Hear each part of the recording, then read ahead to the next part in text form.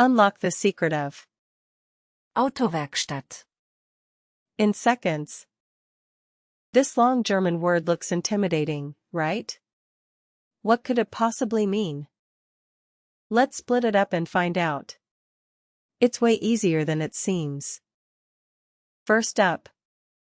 Auto. This one means car or automobile. Next, we have Werkstatt. here. Werk. Means work, and Stadt. hints at a place. So together? Auto. Werkstatt. Equals car workshop. Imagine fixing your car in a cozy shop that's your. Autowerkstatt. And guess what? Related words include Fahrzeug. for vehicle and Reparatur. for repair. What other German words do you want to decode?